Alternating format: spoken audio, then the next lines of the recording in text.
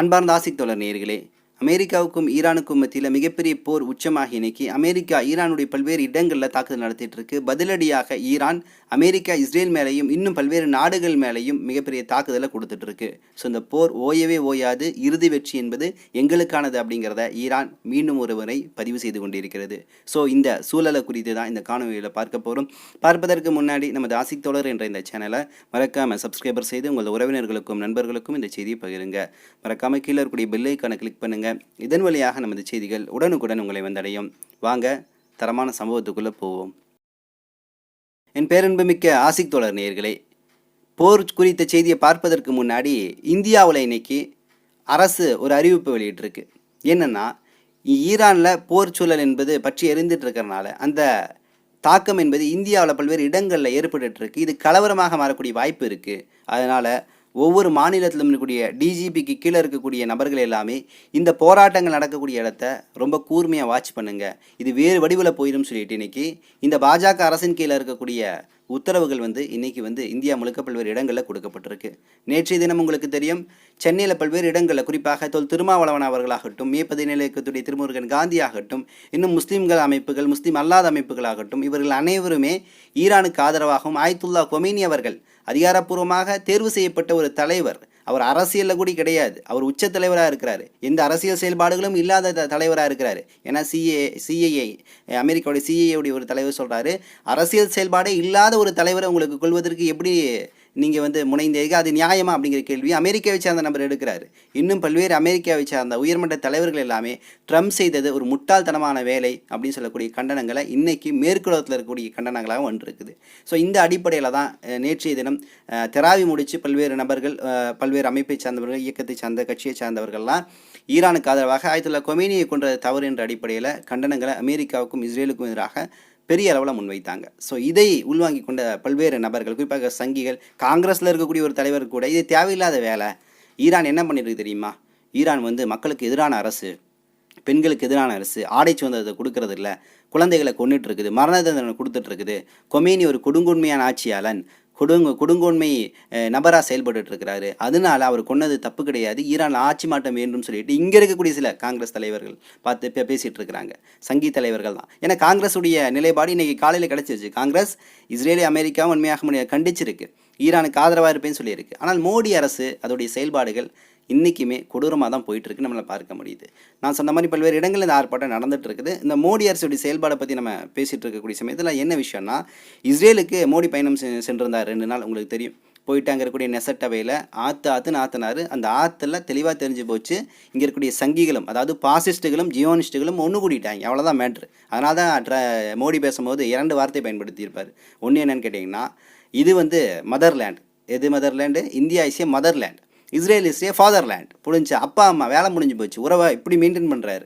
ஏன்னா இவங்க எல்லாமே இந்த கைபர் கணவாய் வழியாக வந்தாங்க, அந்த ஜீன் அப்படியே இவங்கள்ட்ட இருக்கும், சங்கியுடைய இந்த ஜியோனிஸ்டுகளுடைய ஜீன். மோடி நெசத்தில் பேசும்போது அவ்வளவு அழுத்தம் திருத்தமாக சொல்கிறாரு, ஐ ஸ்டாண்ட் இஸ்ரேல், நான் இஸ்ரேலோடு தான் இருக்கின்றேன், இஸ்ரேலோடு தான் இருப்பேன்னு சொல்லிட்டு ஒரு ஸ்டாண்ட் எடுத்துகிட்டு வர்றாரு. இவர் ஒரு நாள்லேயும் இந்த போர் ஆரம்பிக்குது. இந்தியாவுடைய பதிலடி என்ன இருக்கும்?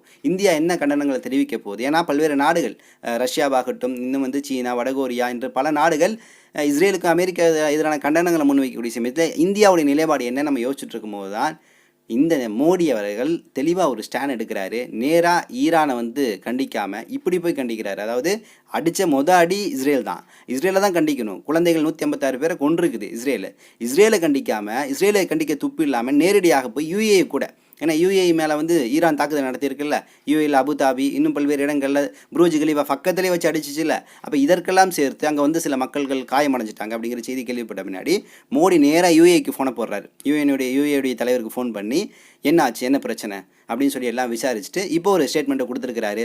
நீங்கள் அடித்தது தவறு, ஈரான் அத்துமீறி இருக்குது, அப்போ ஈரான் மேலே தாக்குதல் நடத்துவது நியாயமானது, இந்திய மக்களை யுஏஇ பாதுகாத்து இருக்குது, அதற்கு மிக்க நன்றின்னு சொல்லிட்டு எங்கேயோ இருக்க பிரச்சனை எங்கேயோ கொண்டு போய் நிறுத்துறாரு. நல்லா புரிஞ்சுக்கணும், பாகிஸ்தானில் அமெரிக்காவுடைய பேஸ் நிலையம் இருந்தால் கூட ஈரான் இந்த சுச்சுவேஷனில் தாக்குதல் வச்சுருக்குன்னு கேட்டிங்கன்னா, எங்கெங்கே அமெரிக்க பேஸ் நிலையங்கள் இருக்கோ தனது ரீஜனுக்குள்ளே எல்லா நிலையிலும் போய் தாக்கக்கூடிய ஒரு சூழலில் நாங்கள் இருக்கோம் அப்படின்னு சொல்லக்கூடிய இந்த ப்ராமிஸை ட்ரூ ப்ராமிஸ் 4 இன்னைக்கு கையில் எடுத்திருக்கு. தனது ப்ராஜெக்ட் பேரே ட்ரூ ப்ராமிஸ் 4, சத்தியமான வாக்குறுதி. இது 4வது முறையாக வாக்குறுதி அப்படின்னு 4 முறையில் 3 முறை ஆல்ரெடி அடிச்சிருக்கு.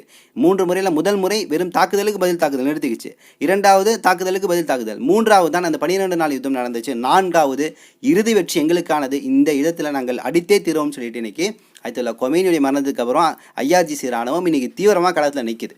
இந்த களச்சூழல் இன்னைக்கு எப்படி போயிட்டு இருக்குன்னா, கிட்டத்தட்ட நமக்கு கிடைத்த புள்ளி விவரத்தின் அடிப்படையில் 16 நாடுகள் மேலே நேரடியாகவும் மறைமுகமாகவும் தாக்குதல் நடத்தியிருக்கு. அதில் இறுதியாக துருக்கியில் இருக்கக்கூடிய அமெரிக்க பேஸ் நிலையத்தின் மேலும் இப்போ இன்னைக்கு காலையில் தாக்குதல் நடத்தியிருக்கு.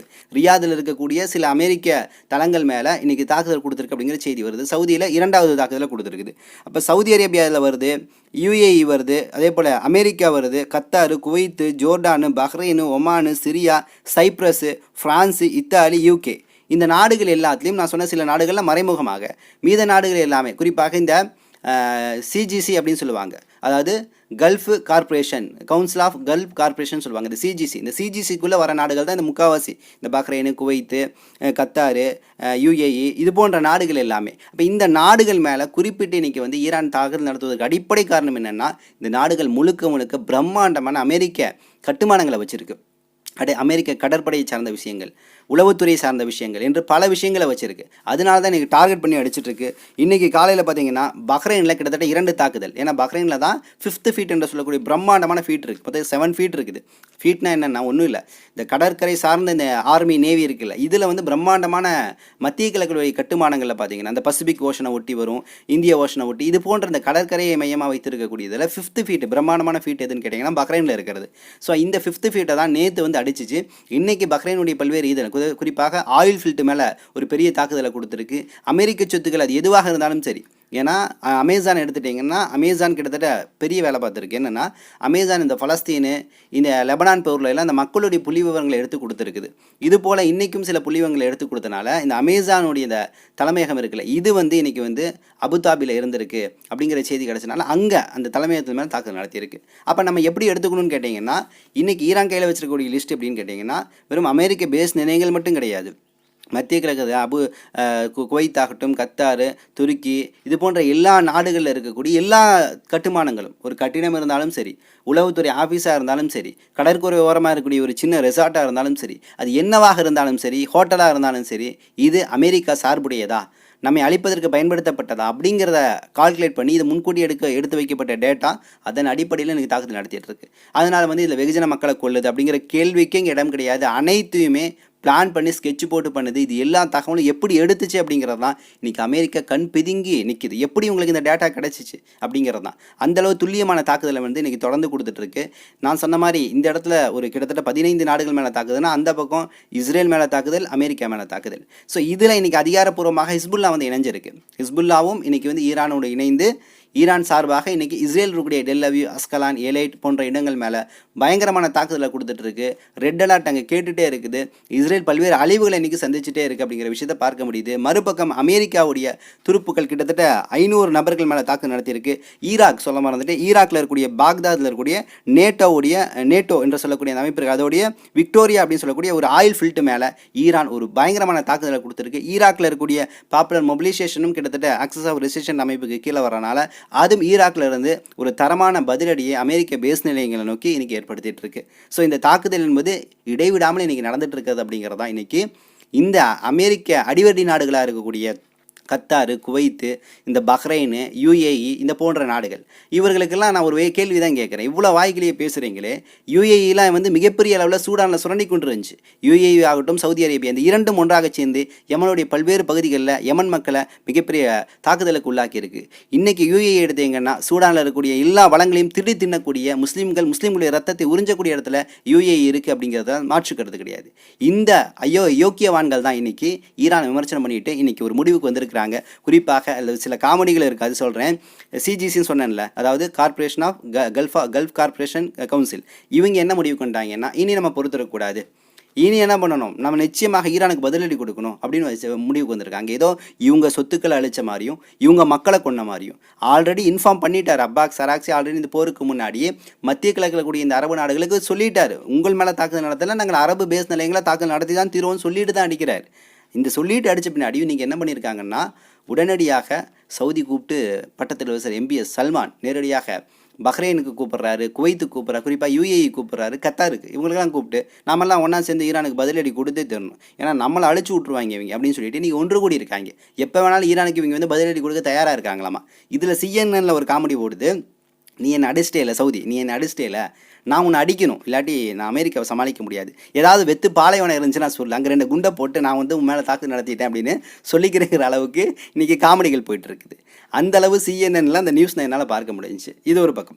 இன்னொரு பக்கம் என்னன்னு கேட்டிங்கன்னா, யமனுடைய பகுதியில் ஹிஸ்புல்லா ஈரானுடைய பகுதியில் ஹிஸ்பஹான் மேலே MQ-9 ரிப்பேர் ட்ரோன், இது கேள்விப்பட்டிருப்பீங்க. இந்த MQ-9 ரிப்பேர் ட்ரோன் வந்து யமன் ஹவுதிகள் அடிக்கிறதுக்கு கிட்டத்தட்ட 25 ட்ரோனை வந்து அமெரிக்கா பயன்படுத்துச்சு. ஒரு ட்ரோனுடைய விலை $30 மில்லியன். எல்லாத்தையும் யமனில் கூடிய ஹவுதிகள் காக்கா குருவி சுடுற மாதிரி சுட்டு வீழ்த்திட்டாங்க. அந்த MQ-9 ரிப்பேர் ட்ரோன் இஸ்பஹான் மேலே பறந்துருக்குது. அங்கே இருக்கக்கூடிய ஈரானுடைய அமைப்பு அதை சுட்டு வீழ்த்திடுச்சு. அவ்வளோதான் MQ-9 ரிப்பேர் ட்ரோனுடைய வேல்யூ முடிஞ்சு போச்சு. இன்னொரு பக்கம் என்ன காமெடி நடந்திருக்குன்னு கேட்டிங்கன்னா, இன்னொரு USS குவைத்தில் பார்த்தீங்கன்னா, குவைத்தில் USS உடைய பேஸ் இருக்குல்ல, அங்கேருந்து ஒரு ராக்கெட் கிளம்பி போயிருக்கு அப்படியே வேகமாக ஈரான் அடிக்கிறதுக்கு. போகக்கூடிய சமயத்தில் கிறுக்கு பிடிச்சி போச்சு போல் அந்த தாமிரா மிசைலுக்கு, ஏர் டிஃபென்ஸுக்கு. அந்த தாமிரா மிசைல் உடனே ஆக்டிவேட் ஆகி எந்த அமெரிக்க விமானம் போச்சோ அதே அமெரிக்க விமானத்தை, அதே அமெரிக்க மிசைல் தாமிரா மிசைல் அடித்து வீழ்த்துது. கிறுக்கு பிடிச்சிருச்சு.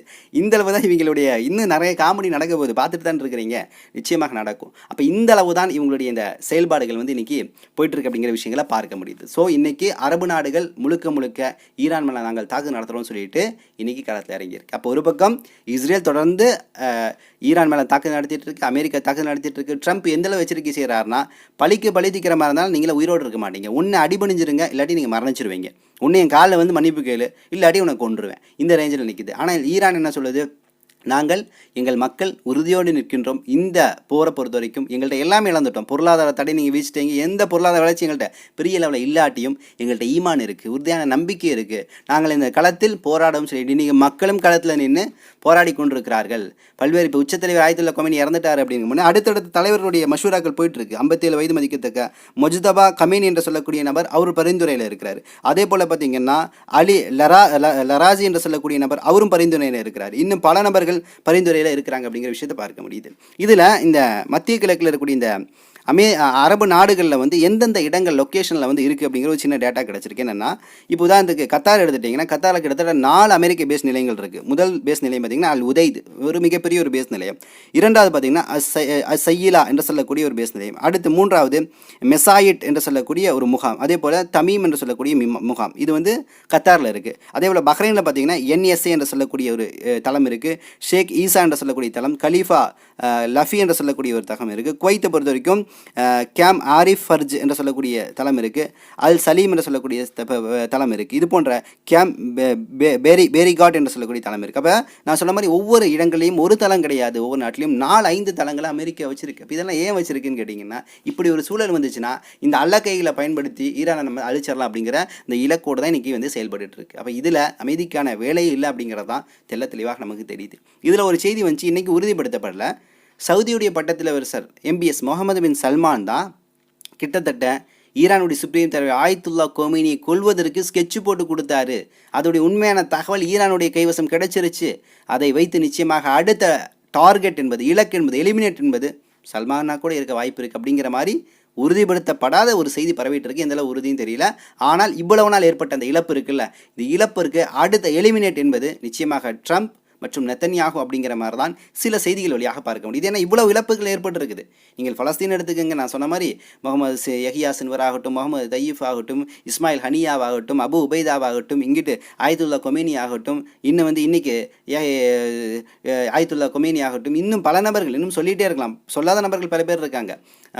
அப்போ இவ்வளவு நபர்களுடைய மரணம் என்பது நிச்சயமாக இந்த நிலத்துக்கு விடுதலைக்காகத்தான். ஆனால் பதிலடியாக எதிரிகளை நீங்கள் எந்தில் வீழ்த்திருக்கீங்க அப்படிங்கிற கேள்வி எழக்கூடிய சமயத்தில் தான் ஈரான் அதற்கான நகர்வை நோக்கி நகர்ந்துட்டு இருக்கு. இந்த 2 இலக்குகளை அது சொல்லுது. அதாவது eliminate for Netanyahu, eliminate for Trump அப்படிங்கிற மாதிரி சில ஸ்டானை எடுத்துகிட்டு இருக்குது. அது கூடிய விரைவில் நடக்கும் அப்படிங்கிற மாதிரியும் சில பேச்சுக்கள் இன்றைக்கி அடிபட்டு இருக்கு. அப்போ இந்த போர் என்பது மிகப்பெரிய உச்சமாக போயிட்டு இருக்கக்கூடிய நிலை தான் இன்றைக்கி உருவாயிட்டு இருக்கு. இதில் ஒரு வருத்தமான செய்தி என்னென்னா, இவ்வளவு ஆண்டுகள் தன் கைவசம் இருக்கக்கூடிய எல்லா மிசைல்களையும், குறிப்பாக சொல்லணும்னா பெலஸ்டிக் மிசைல்கள் ஃபத்தாஹ் 1 ஆகட்டும், அதே போல் வந்து இன்னும் பல ஃபத்தாஹ் 1, ஃபத்தாஹ் 2 ஆகட்டும், இது போன்ற பெலஸ்டிக் மிசைல்கள், சூசைட் மிசைல்கள், குறிப்பாக இன்றைக்கி அதிகமாக பயன்படுத்தக்கூடிய ட்ரோன் எதுனா ஷாஹித் 136 இந்த ட்ரோன்கள், இது எல்லாத்தையும் சரிசமமாக சரியான விகிதத்தில் ரஷ்யாவோடு பகிர்ந்திருக்குது இந்த ஈரான்.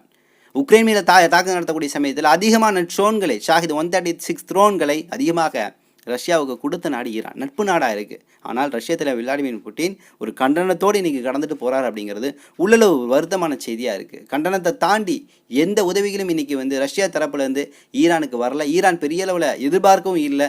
தன் கைவசம் இருக்கக்கூடிய தான் உற்பத்தி செய்த ஆயுதங்களை வைத்து இன்றைக்கி வந்து டிஃபென்ஸ் அப்படிங்கிற நிலையை நோக்கி ஈரான் போகல. ஏன்னா டிஃபென்ஸ் அப்படின்னா அழிவதை நோக்கி தான் கொண்டு போகும். டிஃபென்ஸுங்கிறத தாண்டி தனது எக்யூப்மெண்ட்ஸை தான் இவ்வளவு நாள் வந்து வச்சிருக்கக்கூடிய பெலஸ்டிக் மிசைல்கள், க்ரூஸ் மிசைல் பண்ணி நினைவுக்கு வருது. இன்றைய காலையில் க்ரூஸ் மிசைல்கள் 4 க்ரூஸ் மிசைலை பயன்படுத்தி இந்த ஆப்ரஹாம் லிங்கன் அப்படிங்கிற கப்பல் இருந்துச்சுல, அந்த கப்பல் மேலே தரமான தாக்குதலை கொடுத்துருக்கு. 4 க்ரூஸ் மிசைல்கள், அதில் ஃபத்தாஹ் 1 இருக்கக்கூடிய வாய்ப்பு இருக்குது அப்படிங்கிற மாதிரி செய்திகளும் நம்ம அரபு நாடுகளில் ஈரான் மேலே நடத்தப்பட்ட தாக்குதலுக்கு வன்மையான முறையில் கண்டனங்களை தெரிவித்து மிகப்பெரிய ஷாக்கான ஒரு நாடு எதுன்னு கேட்டிங்கன்னா நிச்சயமாக ஒமான் தான். ஏன்னா ஒமான் தான் ஈரானுக்கும் அமெரிக்காவுக்கும் மத்தியில் நடக்கக்கூடிய எல்லா பேச்சுவார்த்தைகள்லையும் நடுவர்களாக இருந்து கலந்துக்கிட்டாங்க. சொல்லப்போனால் 4ஆம் கட்ட பேச்சுவார்த்தை கூட ஜெனீவாவில் நடக்கக்கூடிய சமயத்தில் ஒமானுடைய தலைவர்கள் போய் கலந்துக்கிட்டாங்க. அவங்க கலந்து ஒரு சுமூகமாக பேசி ஈரான் சில விஷயங்களை ஒப்புக்கொள்ளக்கூடிய சமயத்தில் தான் திடீரென்று அமெரிக்கா வந்து நேரடியாக இஸ்ரேலை பயன்படுத்தி முதல் தாக்குதலை ஈரான் மேலே கொடுத்துச்சு. இதற்காக ஒமான் பெரிய ஷாக்காச்சு. என்னடா நடவடிக்கை இது? அமைதி பேச்சுவார்த்தை ஒரு பக்கம் போயிட்டுருக்கு, விதியை மீறி சர்வதேச விதிகளை மீறி கொண்டு போய் இன்றைக்கி என்ன பண்ணிட்டு இருக்கிறாங்க, தாக்குதல் ஏற்படுத்தியிருக்காங்க. ஒமான் மட்டும்தான் கவலைப்பட்டு இன்றைக்கி மத்திய கிழக்கில் இருக்கக்கூடிய நாடுகளில் கண்டனம் தெரிவித்த ஒரே நாடு அப்படின்னா ஒமான் தான் அப்படின்னு நம்மளால் பார்க்க முடியுது. ஸோ இந்த சூழலில் தான் இன்றைக்கி இந்த கொமைனியுடைய மரணத்திற்கு பின்னாடி ஈரானில் 2 சம்பவங்கள் நடந்திருக்கு. ஒன்று, கொமைனி மறந்துட்டாரு, 40 நாள் துக்கம் அனுசரிக்கப்பட்டிருக்கு.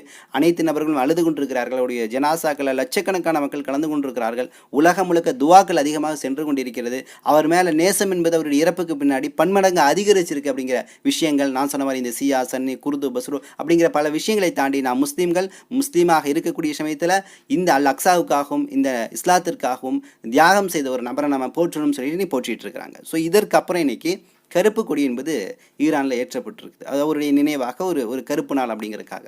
இன்னொரு பக்கம் சிவப்பு நிறம், அர்த்தம் என்னன்னா, இந்த சிவப்பு கொடி ஏற்றி விட்டோம், இனிமேல் இந்த சிவப்பு கொடி இறங்கணும் அப்படின்னா அமெரிக்கா வீழணும், ட்ரம்ப் வீழணும், இந்த போர் நிச்சயமாக முடிவு என்பது வெற்றியை நோக்கி தான் இருக்கணும் அப்படிங்கிறதா எச்சரிக்கும் விதமாக இன்னைக்கு சிவப்பு கொடி அவர்கள் ஏற்றி விட்டார்கள். இந்த எச்சரிக்கை என்பது இனி அடுத்தடுத்து பல இடங்களை அழிக்கக்கூடிய நிலையாக இருக்குது. இந்த நிலை என்பது ஒரே நாடு பல இடங்களில் என்ன சொல்கிறதுனா பல செயின் லிங்கில் இருந்து இந்த வேலையை செய்யணும். அதற்கு இவர்களுக்கு இன்னைக்கு உறுதுணையாக இருக்கிறது ஆக்சஸ் ஆஃப் ரெசிஸ்டன்ட் ஹிஸ்புல்லா, எம்எல்ஏ ஹவுதிகள், இன்னும் வந்து பாப்புலர் மொபிலைசேஷன் அப்படின்னு சொல்லக்கூடிய இன்னும் ஹிஸ்புல்லாவிலேயே கத்தப் ஹிஸ்புல்லான்னு சொல்லிட்டு ஈராக்கில் சில பகுதிகளில் இருக்குது. ஸோ இந்த அமைப்புகளை பயன்படுத்தி மட்டும்தான் சில தாக்குதலை வந்து நேரடியாக இஸ்ரேலுக்கு இன்றைக்கி அமெரிக்காவும் கொடுத்துட்ருக்கு. மற்றபடி ஈரான் ஒன் மேன் ஆர்மியாக ஒன் ஹேண்டடாக இன்றைக்கி கிட்டத்தட்ட 16 நாடுகளை சமாளிச்சிட்ருக்கு, அவங்களுக்கு மேலே தாக்குதல் நடத்திட்டு இருக்கு, எதிர்கொண்டுருக்கு. அப்படின்னா நிச்சயமாக இதற்கான உதவி இறைவன் புறத்துலேருந்து தான் வரணும் அப்படிங்கிறது தான் நமது ஆசையாக இருக்கிறது.